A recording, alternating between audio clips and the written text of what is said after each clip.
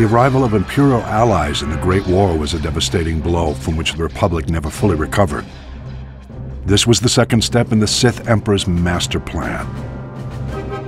Recent Republic strategic information reports proved that the rise of the Mandalorians was orchestrated by Imperial intelligence.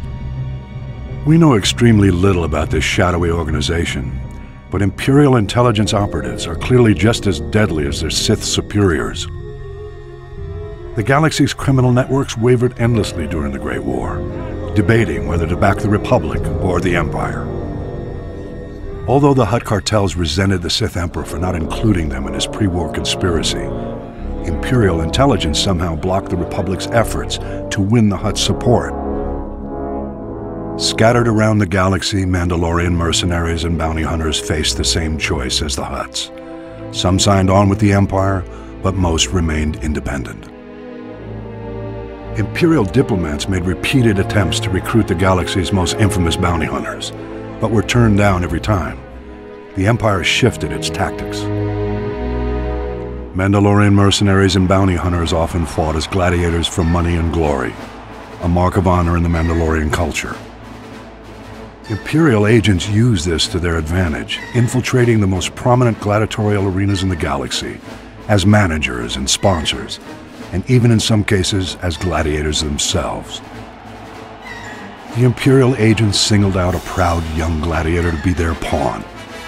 This young gladiator had always fared well in the arena, but with his new Imperial allies, his rise was accelerated to unprecedented levels.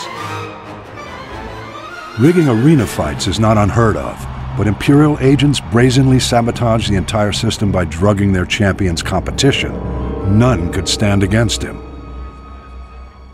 The whispers of Imperial agents became cheers in the arena. Mandalore, Mandalore. The ancient title of Ultimate Warrior King was thrust upon the young gladiator. His infamy grew, and when he called, the Mandalorians rallied to their new master.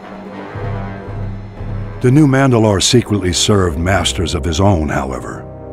Imperial agents pulled their puppet strings, and the Mandalorian army blockaded the Hydian Way and challenged the Jedi. Though the blockade was eventually broken, the stage was set for the sacking of Coruscant and the uneasy truce which now paralyzes the Republic. The Mandalorian-Sith alliance remains intact to this day. That could change if the original ruse was brought to light, but the Imperial intelligence covers its tracks too well. Mandalore was slain recently, and his killer, the new Mandalore, has taken his place. Whether or not he's another Imperial puppet remains to be seen, but we must watch him closely. Imperial agent success in bringing the Mandalorians into the war was the counterplay to the Republic's first string of victories, the subject of my next report.